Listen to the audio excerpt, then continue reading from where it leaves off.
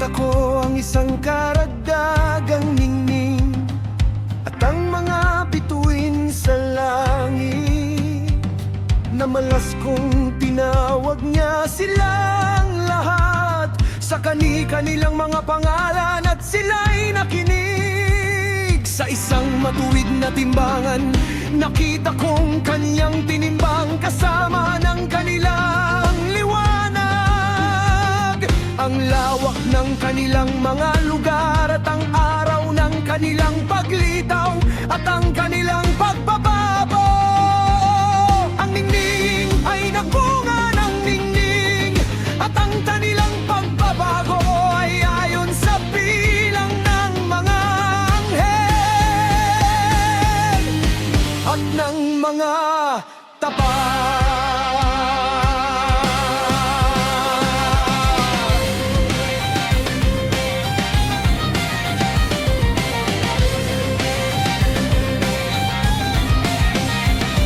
Pagkatapos ako'y nagtanong sa anghel na kasama ko at nagpapaliwanag sa akin ng mga lihim na bagay kung ano ang kanilang mga pangalan. Sumagot siya, isang kahalin tulad ng mga iyon ang ipinakita sa iyo ng Panginoon ng mga Espiritu. Sila ay mga pangalan ng mga matuwid na nananahan sa lupa at sumasampalataya sa pangalan ng alahayag ng mga Espiritu. Magpakaingarangal at magpakailanman.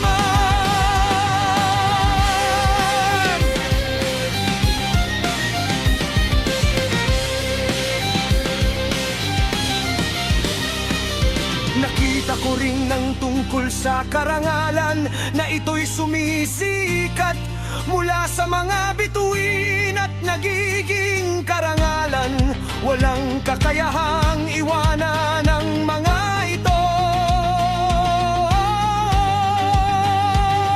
Ang ikalawang talinghaga tungkol sa mga tumatanggi sa pangalan ng tahanan ng mga banal. Ang nalahayag ng mga espiritu.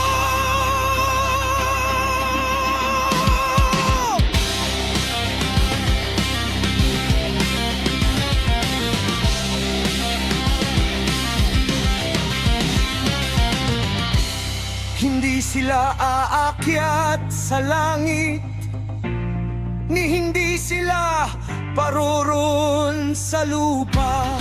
Ito ang magiging bahagi ng mga makasalanan na tumatanggi sa pangalan ng alahayan ng mga espiritu at sa gayon ay nakatakda para sa araw ng kaparusahan at ng paghihirap.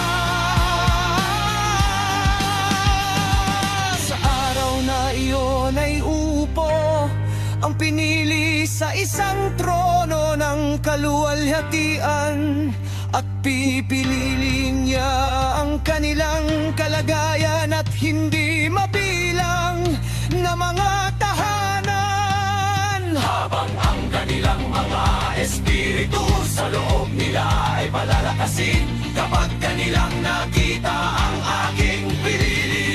Piliin sila para sa mga tumakas upang sumilong sa aking banal at maluwal ating pangalan. Sa araw na iyon ay ipapanahan ko ang aking pinili sa kanilang kalagitnaan. Babaguhin ko ang anyo ng langit, pagpapalain pa ito.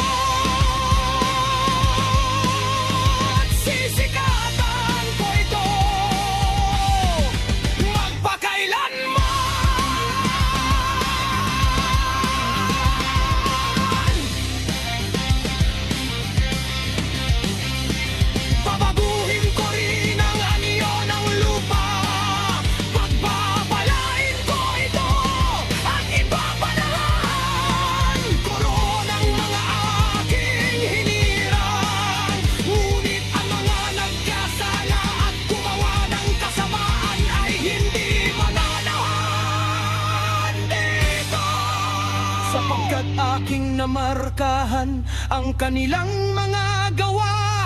Ang aking mga matuwid ay bibigyang kasiyahan ko ng kapayapaan na inilalagay sila sa harapan ko. Ngunit ang hatol sa mga makasalanan ay lalapit upang aking lipunan.